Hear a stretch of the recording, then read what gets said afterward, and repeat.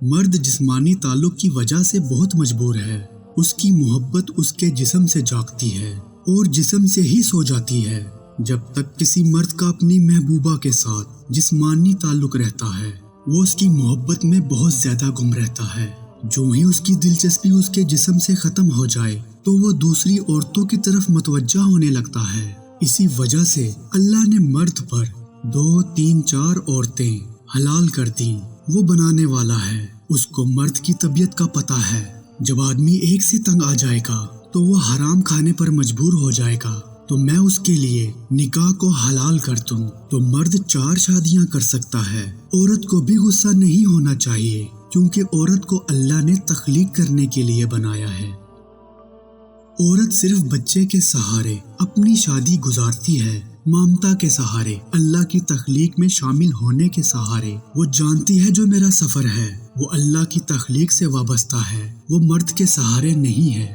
بے وفا مرد وہ ہوتا ہے جو دانستہ طور پر کسی کو چھوڑ دے، اور جو شخص کسی کو نادانستہ طور پر چھوڑے وہ بے وفا نہیں۔ دانستہ اور نادانستہ کون ہے، اس کا فیصلہ رب کرے گا، انسان نہیں۔ عورت اور مرد جب شادی کرتے ہیں تو بالکل ایسا ہی ہوتا ہے جیسے پائلٹ آپ سے وعدہ کرے، یہاں سے بیروت آپ کو پہنچا دوں گا اور ٹکٹ اتنا لگے گا۔ اب راستے میں وہ آپ سے جاتے جاتے یہ نہیں کہے گا کہ آپ میرے سے عشق بھی کیجئے۔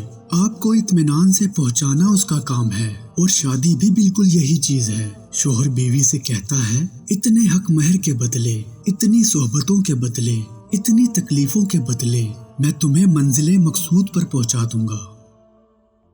شادی کی ناکامی کی وجہ یہ ہے کہ مرد اور عورت ایک دوسرے سے عشق کی امید رکھتے ہیں۔ عشق ایک جذبے کا نام ہے جو چلتے پھرتے ایک شخص سے تو ہو سکتا ہے، لیکن کسی سے زبردستی نہیں کرایا جا سکتا۔ پھر یہ بھید کسی پر کھل جائے، یہ جو میرا ساتھی ہے مجھے محبت دے سکتا ہے، پیار دے سکتا ہے، میری ضروریات زندگی پوری کر سکتا ہے، لیکن روحانی تعلق نہیں بنا سکتا، پھر انسان پوزیسو نہیں ہوتا۔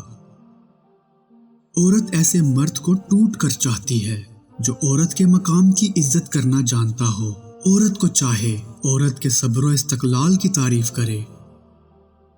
زندگی کا کوئی حل نہیں۔ اگر مرد اور عورت کے اندر کا موسم ایک ہوگا تو پھر وہ ایک دوسرے کی بات کو سمجھ سکیں گے۔ ماحول کس طرح انسان کی مٹھاس کو چن لیتا ہے۔ ایک خاص ماحول میں انسان رہتا ہے، اس کو کچھ دینا ہوتا ہے اور اس سے کچھ لیتا ہے۔ زمانے کی تلخی سہ سہ کر انسان کڑوا ہو جاتا ہے۔ اگر کشمش کو پانی میں بھگو دیا جائے تو کشمش موٹی ہو جاتی ہے اور پانی میٹھا ہو جاتا ہے۔